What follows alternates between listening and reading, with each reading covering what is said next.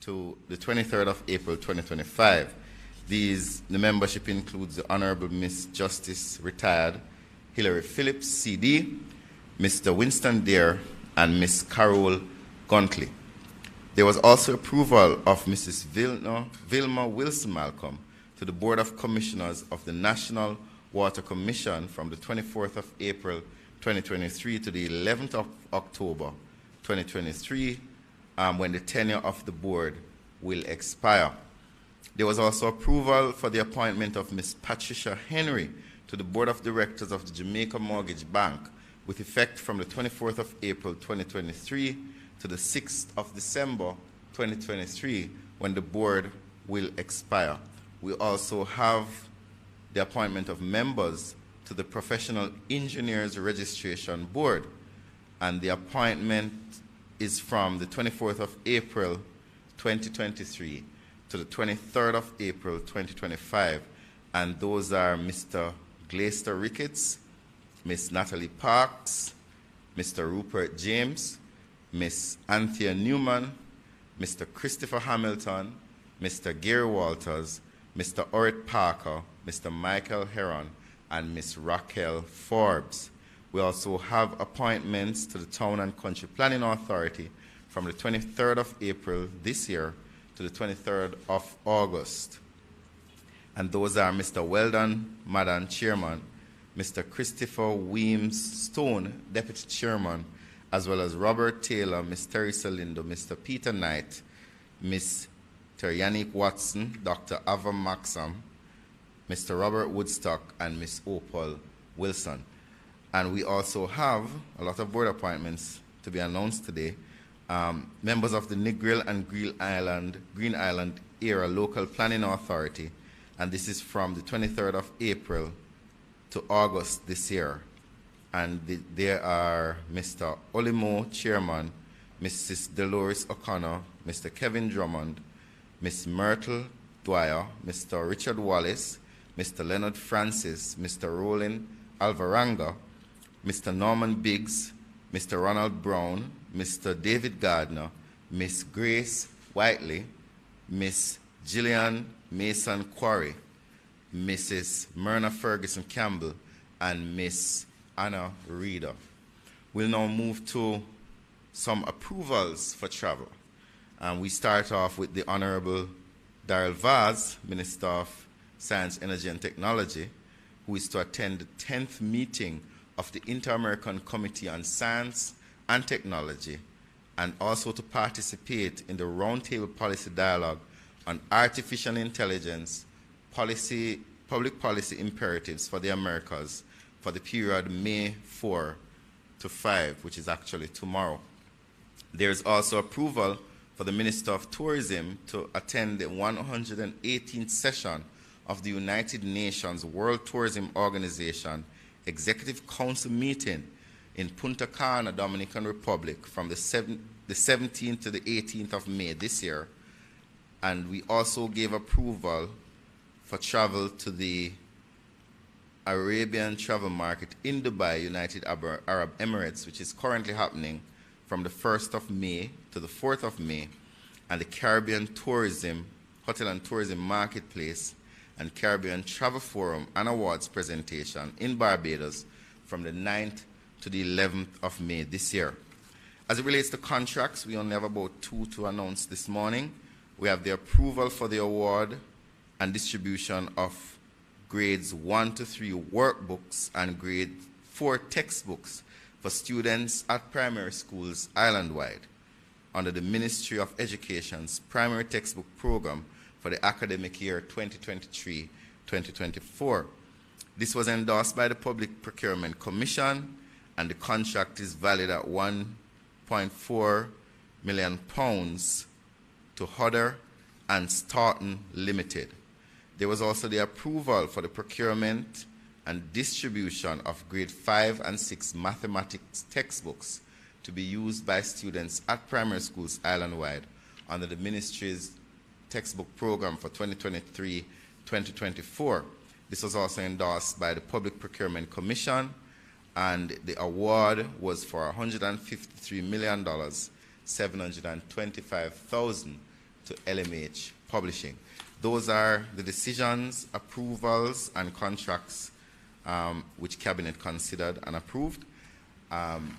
We will now ask Dr. Horace Chang to attend upon the platform to make his presentation, after which we will take questions from members of the media who are present.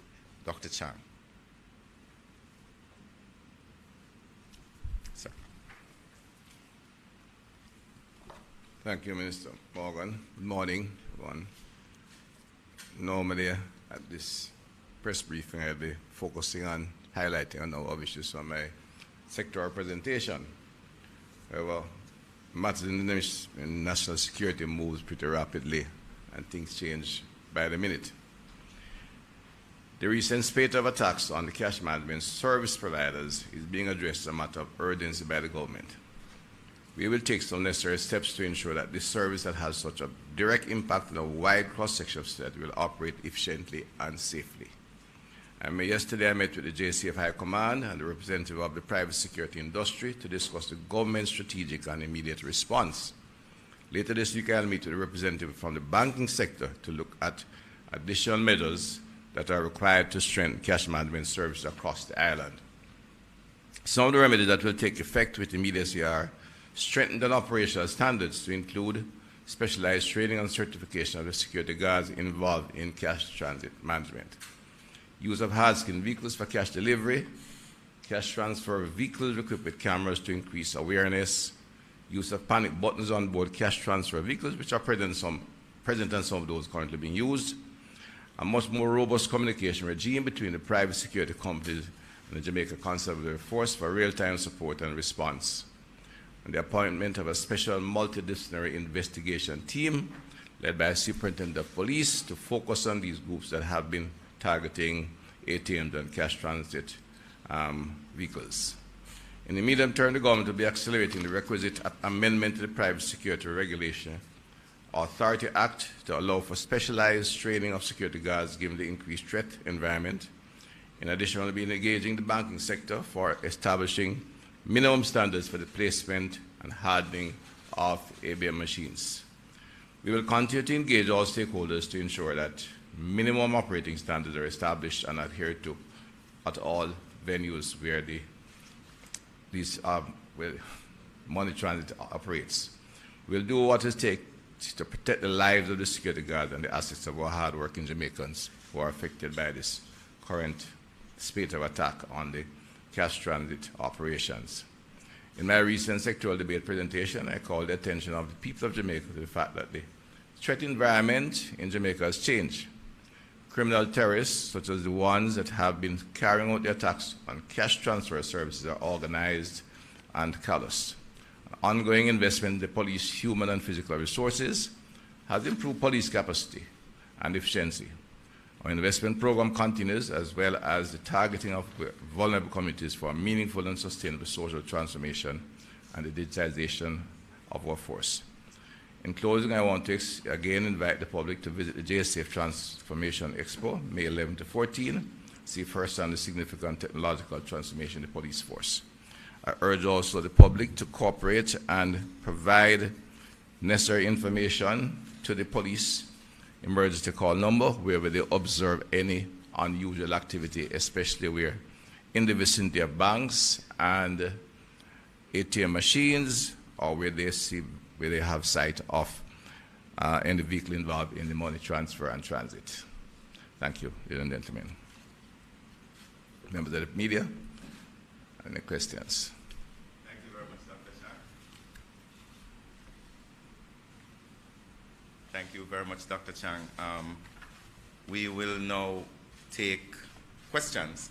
I'm sure members of the media will have some questions for Dr. Chang in light of what he just read, presented, and I trust you'll also have questions for me, hopefully not. But Dr. Chang is available. Alexander. Thank you. Morning, Minister. Yes. With the, well, you just mentioned the situation with the cash transit companies, the private security companies. Yeah. Just wondering if there has been discussion between, say, the JCF, JTF, about working in tandem with the private security companies. It seems like it's mainly beryllium at this point, to get them over what seems to be these targeted attacks. Yeah. If there's going to be any further assistance in that regard. I have another question, if that's okay. So the second question, sir, is something I had asked last week. What steps, if any, is the government looking to take as it relates to stemming the flow of guns from the U.S. into Jamaica, especially given the fact that there's really not much we can do on our end unless something is done from a state level from the U.S. Yeah, those are my questions. Thank you. I'll take both questions. The first one first. Yeah. The responsibility to protect Jamaican assets and Jamaican citizens is strictly with the Jamaica Conservative Force. The issue of the attack on the cash management system, mainly on the vehicles during the transit operation, has had the attention of the police from very early on. In fact, even before there was any active event, the police intelligence indicated there are movements by individuals to carry out robberies against areas with high cash, that was handling cash, and they haven't, in fact, made interception. They continue to work closely with the various stakeholders, but yes, they have had discussion with the security companies, and in particular Beryllium, which is the only cash management operator. Other companies are involved in cash transfer and transit, but Beryllium handles cash management and handles maybe huge amounts of cash across the country for all the banks. It is therefore imperative that we hold discussion to look at how we can mitigate this problem, because the primary victims are a wide cross-section of Jamaican workers. The 8-to-4 worker who gets the salary through the bank and has to go to an ATM machine to get whatever cash he needs. It is unfortunate, but Jamaica's economy is still very much a cash economy, and the service is crucial for the efficient operation of the economy and for the convenience of our workers and small businesses across the island. When an ATM machine is removed from a small district like, say, Darlington or Cambridge, the entire district suffers. The individual who has to then go to a bank hall in Montego Bay or Savlamar to collect the money, it costs them. Taxi fare, bus fare. It costs the economy in the community, because then the individuals no longer spend their money where they are. They spend the money where they collect it and go straight home.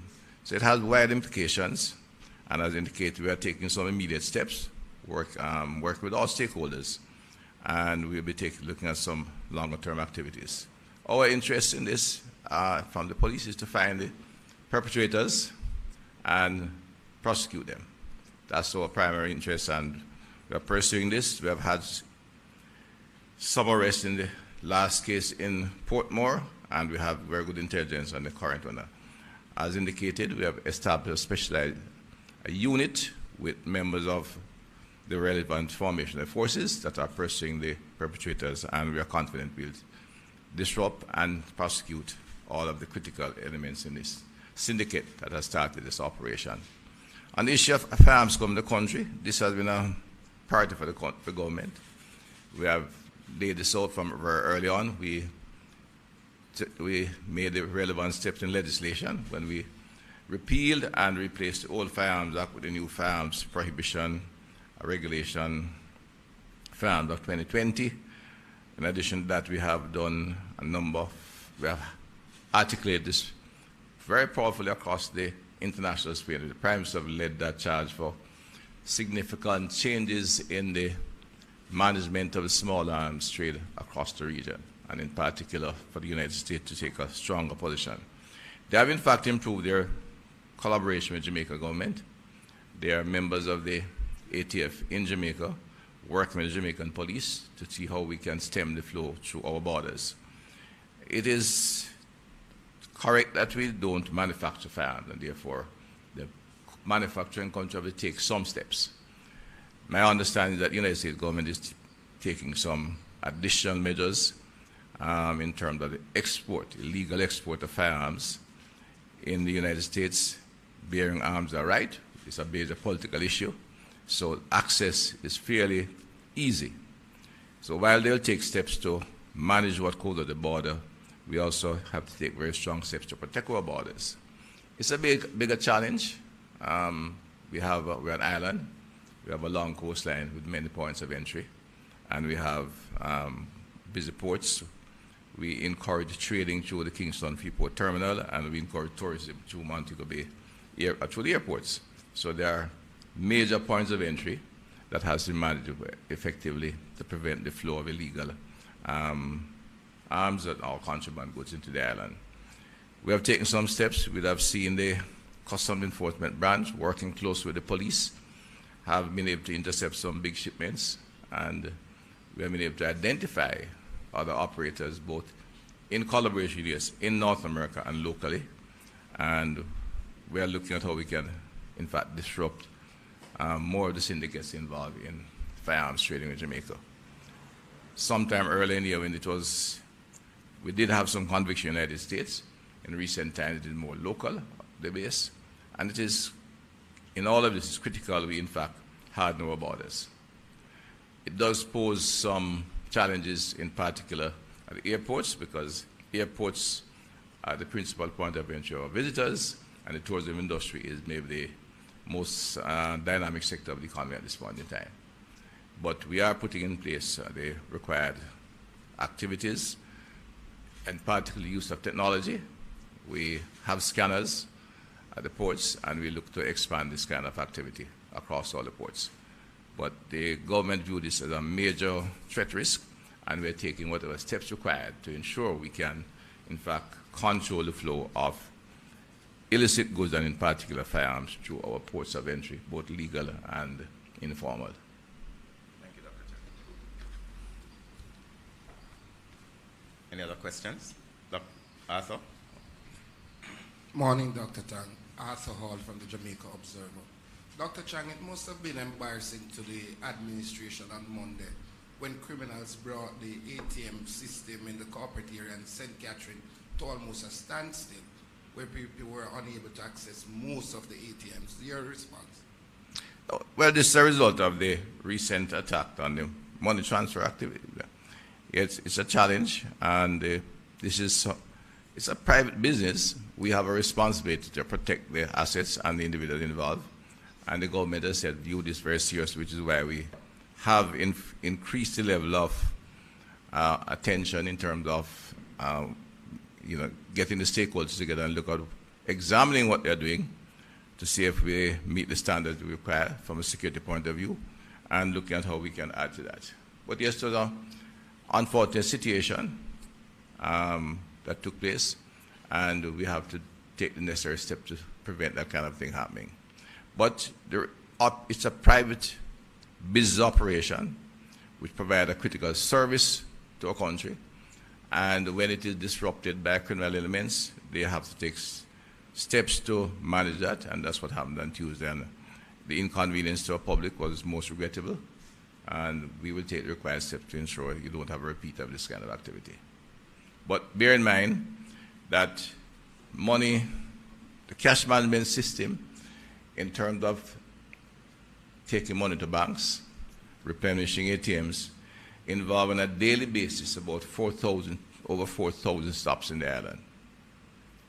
It's not something you can, put a man-to-man stop, and you will have some successes out there. What we have to do is take some criminal success at some point at this stage, and we have to take the required steps to prevent it from happening by apprehending as well as strengthening the operation at these various points across the island.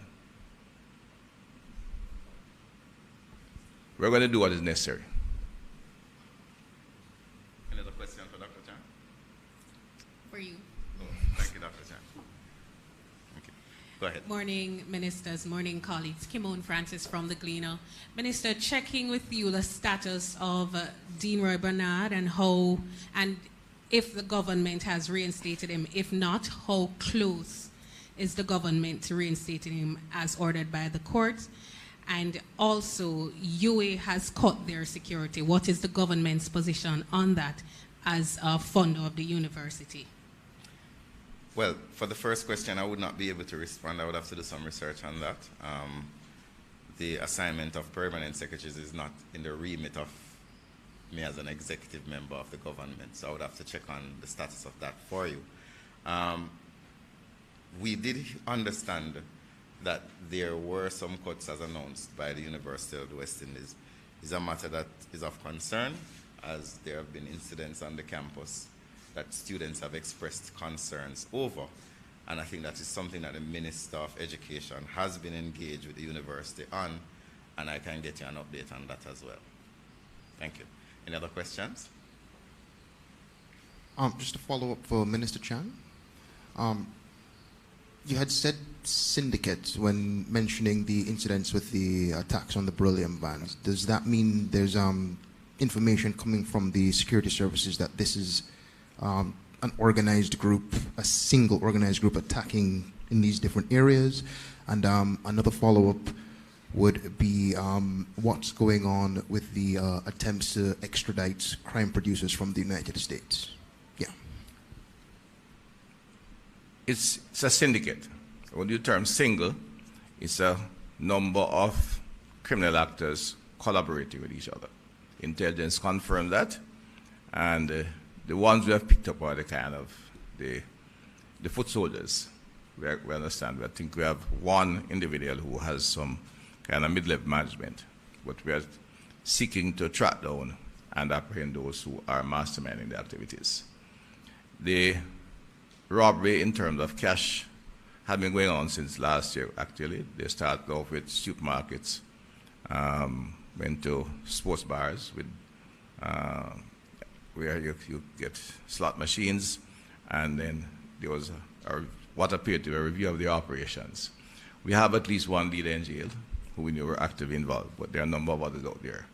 It doesn't operate as with each other and selecting the ones they consider critical at different points in the island.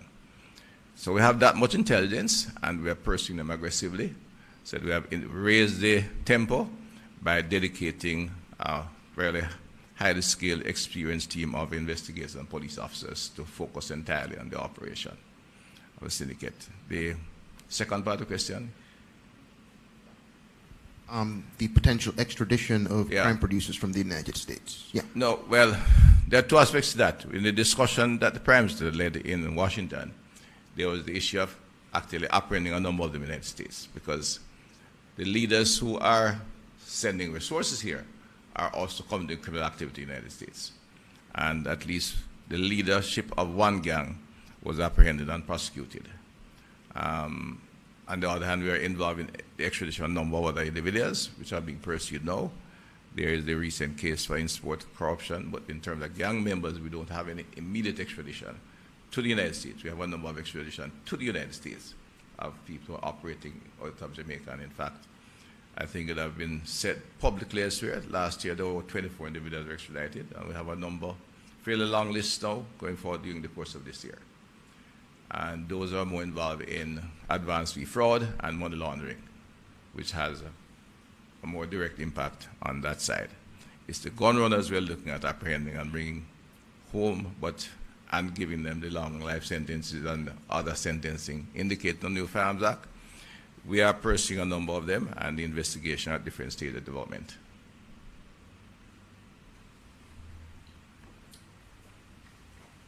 Thank you, Dr. Chang. Do we have any other questions? Good morning, from Radio Jamaica News.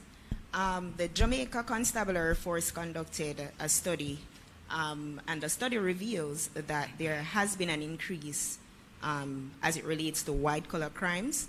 The study also suggested that there is a need for more effective measures to prevent and deter these crimes. From a policy standpoint, can you say how and when will the ministry act on the recommendations? No, in terms of recommendations as to companies taking steps to prevent corruption, that's an internal matter to companies. Auditing, accounting, accountability processes. The government cannot dictate that policy. When they breach, of course, we have legislation that the police will use to lock them up, and we have, in terms of apprehension, it is a section of the police we have strengthened. A lot of that work goes really through the FID and MOCA, but the police CFCD is intimate to all of that, and the fraud squad, as well as CTOC. So all the government agencies collaborate to deal with corruption. And we have seen a number of critical cases come up recently, but others have taken some time. I think it's pure coincidence that they were arresting one operating group recently. There was another gang that took in some time, which is more involved in corruption, and of course, recent cases that have been pending for some time. So that aspect of the work we consider crucial. And while it does not have visible felon in terms of identifying individuals who might be pulling the trigger and killing people, the financial frauds interlock with the criminal felons, quite frankly, and we have to deal with all of them. And we are taking steps to strengthen aspects of the policing that is required to investigate and apprehend and lock down the white-collar criminals, as much as we want to get rid of the criminal terrorists who are killing Jamaican citizens, and will continue to work and apply as much resources as required. Follow up to that question as it relates to legislation. For example, is there any consideration to increase acts such as the Larceny Act? I know you have said before, plans to increase the Cybercrime Acts, but when it comes to sentencing and prosecuting persons convicted of fraud, we see where perhaps they'll just get like a 7-year sentence based on the time spent in prison, based on mitigation, but there is an increase. So is there any plans to amend the act so that it will carry more weight in terms of penalty? Much of that depends on the jurisprudence of the courts, which we can't dictate. In terms of, and once they go to court, the judge has pretty broad flexibility. We have, in fact, taken steps in some areas they are aware. We are felons in the country, especially firearms and Offense Against the Persons Act, to create minimum penalty, minimum sentencing regimes. It's an area that I said we approach with some caution, but we do so deliberately rather than just widely. But bear in mind that recently when we amended the anti-gang legislation, a number of those criminal acts was brought within the anti-gang regime. So things like common lasting was brought into the picture in the anti-gang. So if one is prosecuted, one therefore can be prosecuted under anti-gang legislation where the gang is involved in common lasting or other such activities. And thus, in those situations, then the longer sentences and more severe act regime will apply. But again, sentencing, by and large, is the discretion of the judges.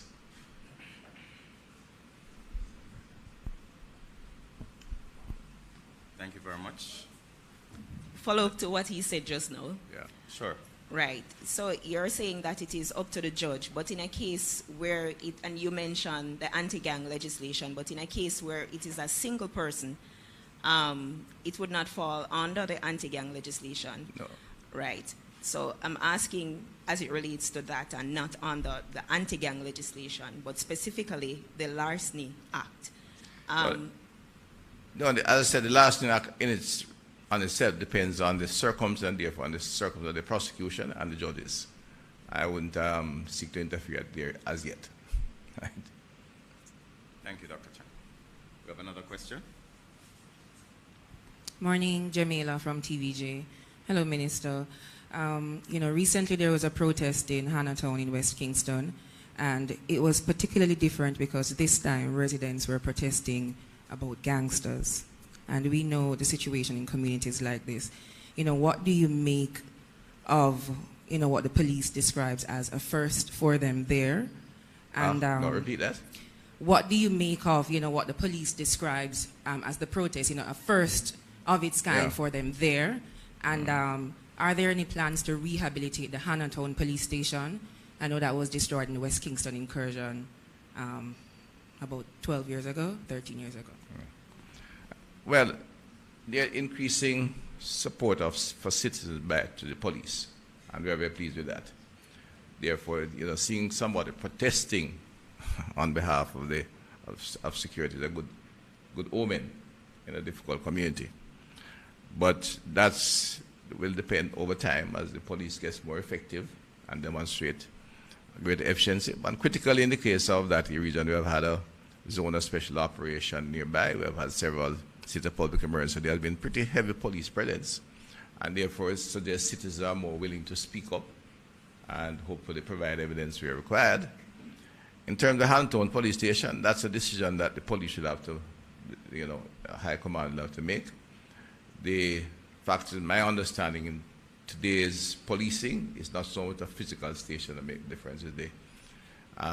It's the dynamic deployment of the police officer, the ability to move, to be present where they are required, and pretty much the communication and linkages in the community and their intelligence capacity, which tells them how to move, where to go. And I said, oftentimes my understanding, in fact, is it is better for them to operating in a dynamic role than a static role. A police station really, officers on a fixed point, when in fact officers need to be moving around the zone they're involved in. But I said the decision as to where a police location is located or activated is the police high command decision. But just as criminals change their mode of operation, policing has changed in recent times. This is for Minister Morgan. Yes. Thank you.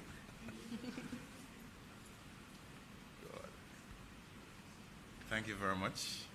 Kimon? Minister, does the government have any discomfort with the local votes, if I can put it that way, the outcome of the local votes up by Yui, Reed, the principal? And as has been reported, and does the government have any discomfort with what appears to be leaks from the cabinet in terms of a potential reshuffle? Well, I'm unaware of any leaks from the cabinet in terms of a reshuffle. I can say to you that the Prime Minister has not discussed a reshuffle in cabinet, and I've been to every single cabinet meeting since last year, January.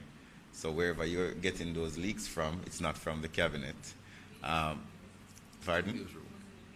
No, there has been no leaks from the cabinet because Prime Minister has not discussed it. Reshuffling is a prerogative solely of the Prime Minister, and he has not discussed it at cabinet. As it relates to the leaks from the University of the West Indies recruitment process, I think what is clear is that there are persons who are intent on undermining the process. I mean, you're leaking what is supposedly persons' scores and their, I don't remember what the term that they were using, psychometric. That's an invasion of privacy. And that is actually, that undermines it undermines the privacy of the individuals who have applied, that such private information would come out. And it also undermines the integrity and credibility of the process. And I think for persons who may have been a part of the process to do that, it says a lot more about their interest in fairness than anything else about the process. But as that matter is within the remit of the university, and we will allow the university to carry out whatever investigation it needs to. And at the end of the day, the process will decide on the successful outcome of the issue. Government is not going to comment on that, other than what I have just said. Are there any other questions? Alexander? Yeah, one more. Sorry about that. Last year there was a push to have more social workers, I believe, involved in the ZOSO. But there's also a lack of social workers across the island. Just wondering how that program is going in ZOSO, and if there is a program to boost the numbers of social workers, and if so, how that is going. No, well, that side of the crime fighting is proceeding. has gone at a slower pace than what I'd have liked, but in terms of the zones, they're going very well. There's significant reduction in criminal activity. There's major interfacing with the community in there, and we have had reports, as you'd have seen in the media, from time to time, of young men being graduating and getting into work from their skill training program. We have had intervention in terms of parenting. We are actively involved in upgrading the schools and ensuring that they provide a kind of service that is deemed required for those communities, because much of what happens in there and what will prevent the recruitment or the recruitment into gangs has to do with just reaching the families in those communities. Social workers are critical to that. It's among the reasons we have seen that we made significant changes to compensation of social workers. It's one category of workers who had literally a redefinition of their role from a salary point of view in government. So the program goes on. There's ongoing recruitment because there was never enough on the ground. We expect with a new approach, both in terms of the expanded and increasing level of focus on their work, as well as some better compensation, will attract the required personnel to be able to intervene early and effectively in the zones of special operations we have been doing, but also in the wider communities that are constant challenge.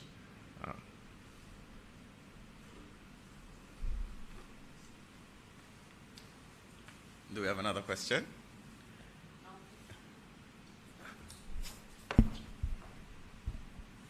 Hi, for the Minister Chang again. You know, recently we saw some reports about the state of lockups at some police stations. You know, I know you released a statement contradicting some of the lockups. There's one in particular at the Sav police station.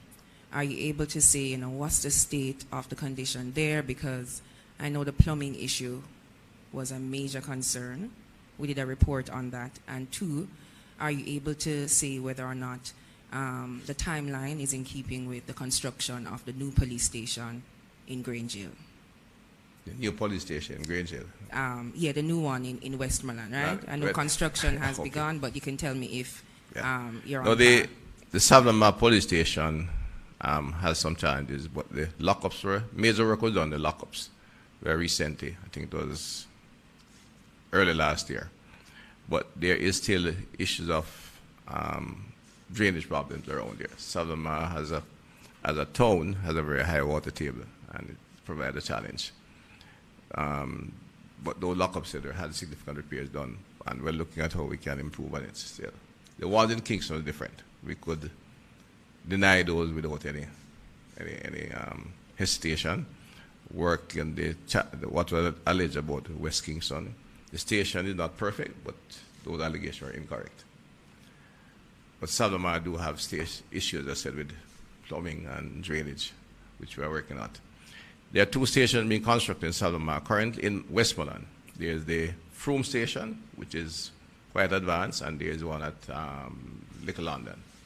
That's the new station, and the procurement for the new major station, which will relieve of some of the challenges that exist at the Salomar station, the new divisional headquarters, which could become an area headquarters, is in its final stage of procurement.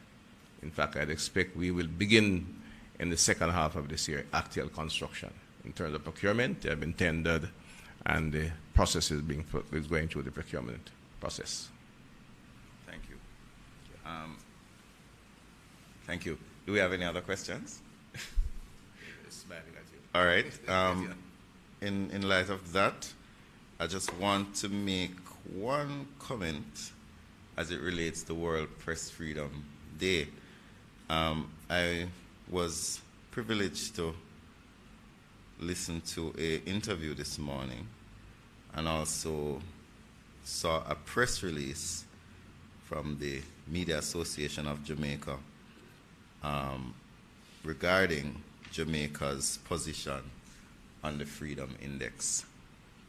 I think Jamaica has a positive history as it relates to press freedom. The mere fact that we sit here this morning where members of the media are able to ask questions unrestricted is a testament to the commitment that governments across administrations have made to press freedom. We know that there are challenges globally as it relates to press freedom, and we as a government in a free and democratic society support all journalists throughout the world who continue to fight to bring information to the public. I myself, coming from the newsroom, recognize the importance of information dissemination and the importance of a free and fair media to democracy. The current index states that Jamaica has fallen, but what is also important to note is that the current index is not the same as the previous index. The methodology has changed, and if you read the report, you will see that they have revealed that they have changed the methodology.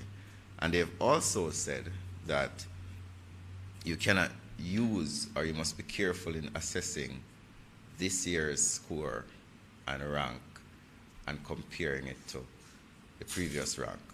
Nonetheless, we are very thankful that Jamaica remains one of the top countries in terms of press freedom. This government has made significant strides in that. There are challenges such as the passage of the new Access to Information Act, which is currently going through the process. It's now at the AG's department. We're awaiting that to start another joint select committee for us to review it. But journalists can be assured that this government is committed to press freedom. And I want to say to all journalists who are attending here today, well, I don't know if I should say happy World Press Freedom Day, but I want to say congratulations on the work that you have been doing, even though we may not always agree. Why is Kimon looking at me like that? Even though we may not always agree, for the most part, I think we have a positive relationship. And with that, we're ending early this morning. I want to thank all of you for coming. I want to thank Dr. Chang for being here this morning. I also want to thank the support staff from the GIS team, from OPM, also from PBCJ, as well as those online who are listening and watching. Please have a wonderful and safe day. Until next time, that's it from me from the Post-Cabinet Press Briefing for today, the 3rd of May, 2023.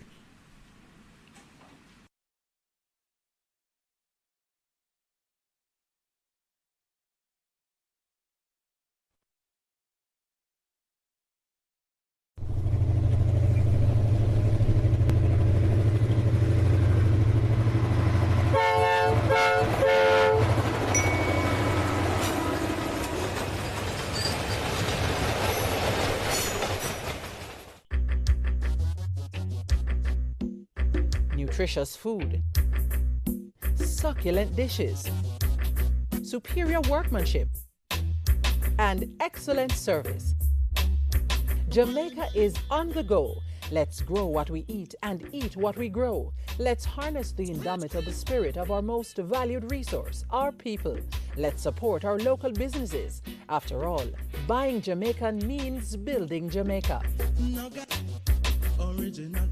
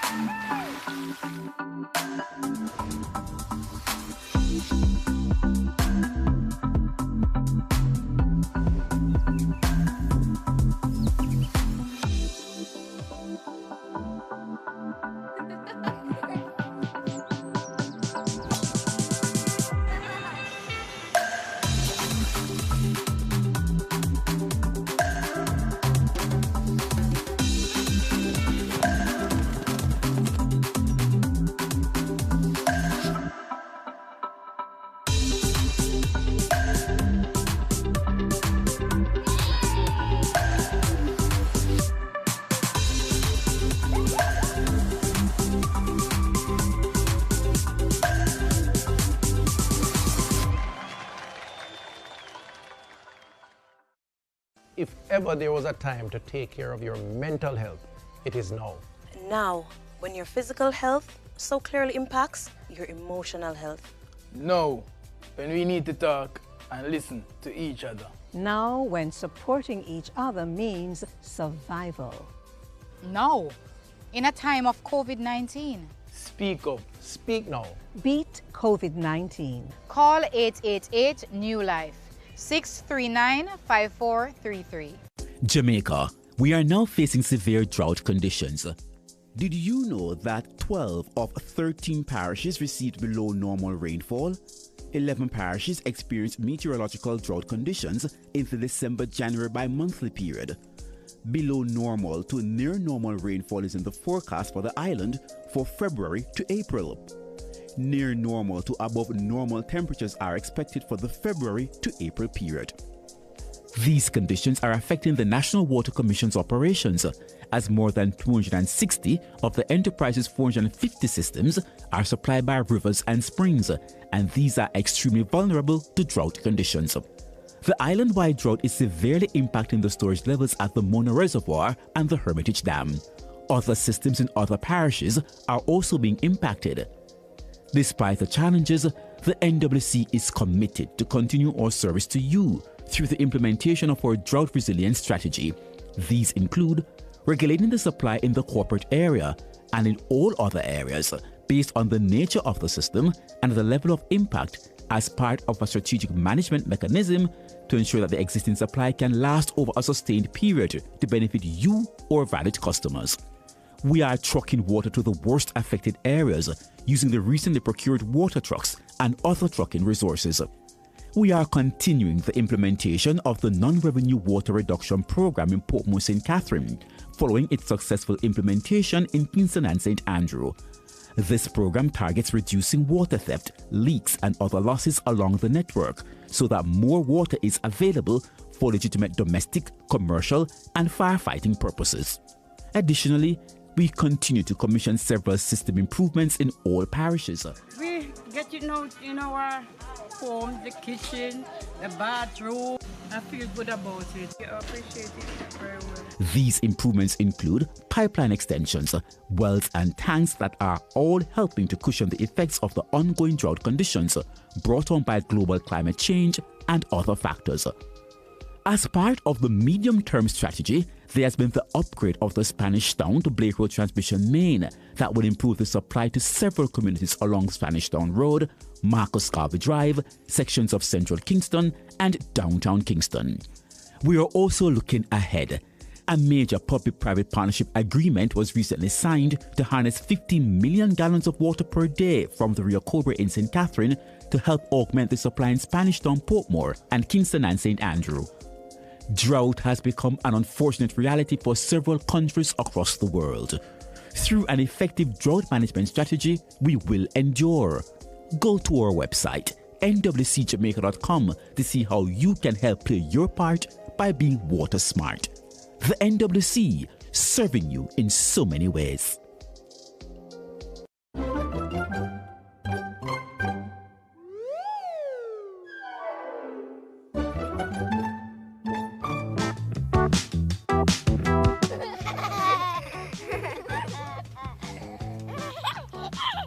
The good news is you can protect yourself and your family against the coronavirus called COVID-19.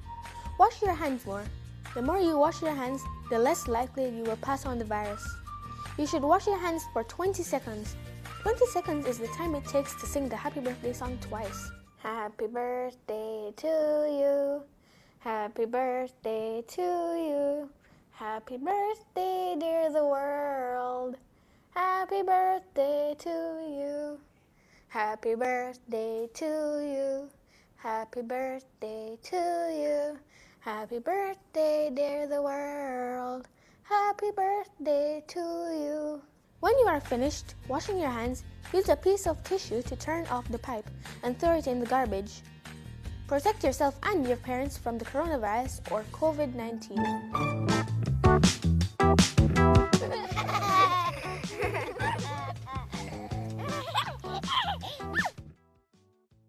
Jamaica is a beautiful place. Our people have a beautiful spirit. But we are too aggressive and the way we interact with our friends and neighbors, I genuinely believe that we have the capacity to deal with this problem of violence. But it's going to take all of us. It's going to take every organized group of Jamaicans that we fundamentally reject violence. Violence has no place in a modern society.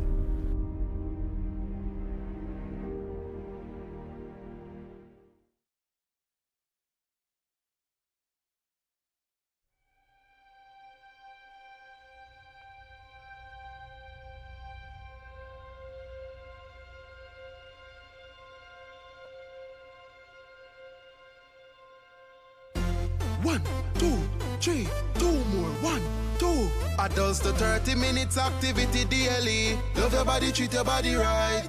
Vegetables, make sure you eat plenty. Children do 60 minutes activity daily.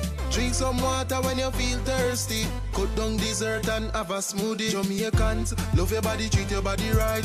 Love your body, treat your body right. Just eat right. Love your body, treat your body right. Love your body, treat your body right. One more time now. Love your body, treat your body right. Love your body, treat your body right. Just eat right. Love your body, treat your body right. Love your body, treat your body right. Listen up. Make sure you know your health status. Go a doctor and get a regular checkup. Chronic disease can slowly creep up. We can lower the risk and live up if we just eat right and get moving. Jumping, running, dancing or skipping. Change the children, them lazy habit. Make them play out the door and put down the tablet. Jamaicans, love your body, treat your body right. Love your body, treat your body right. Just eat right. Love your body, treat your body right. Love your body, treat your body right. Jamaica get moving. Love your body, treat your body right. Love your body, treat your body right. Just eat right. Love your body, treat your body right. Love your body, treat your body right. After 2, make me hear you say I love me. 1, 2. I love me. 1, 2. I love me. 1, 2. I love me. After 2, make me hear you say I love me. 1, 2. I love me. 1, 2. I love me. 1, 2.